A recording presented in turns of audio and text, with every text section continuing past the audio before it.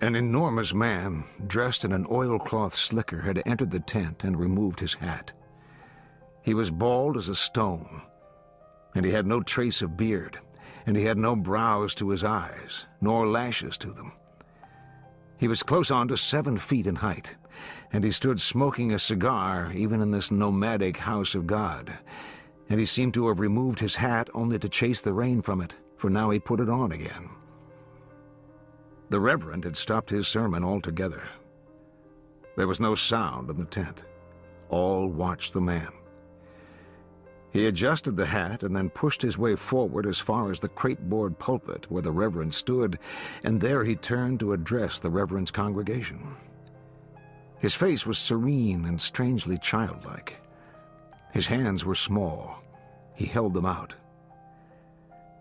Ladies and gentlemen, I'd like to talk to you about the man doing this sermon here. He is not white.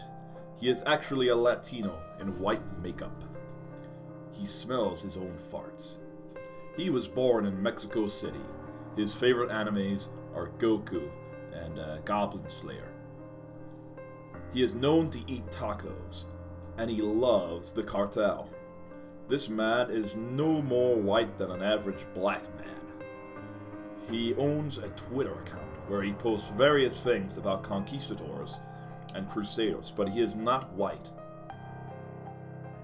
"Oh, God!" cried the Reverend. "Lies! Lies!" He began reading feverishly from his open Bible.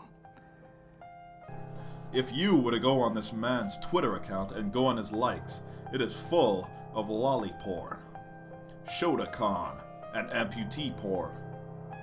He loves amputees because it gives him a sense of white superiority, which he doesn't have any.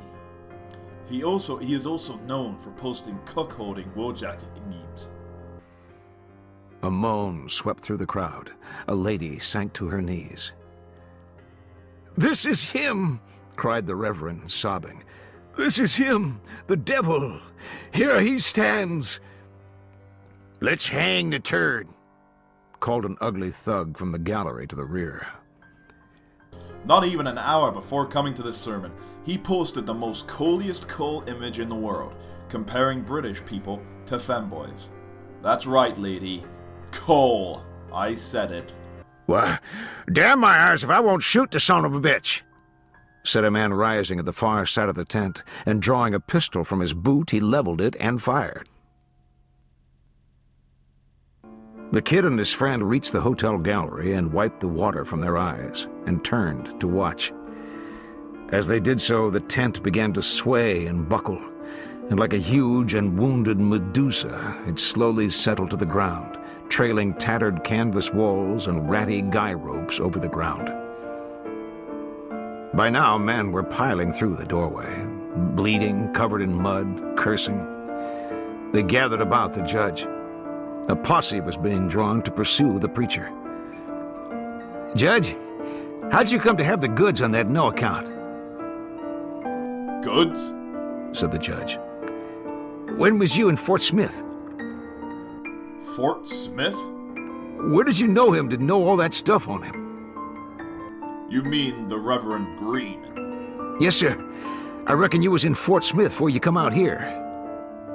I was never in Fort Smith. Do you realize how crazy you sound right now?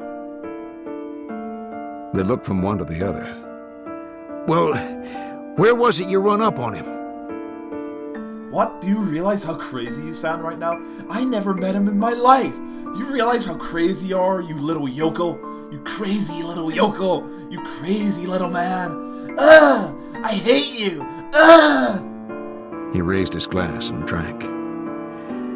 There was a strange silence in the room. The men looked like mud effigies. Finally, someone began to laugh. Then another. Soon they were all laughing together. Someone bought the judge a drink.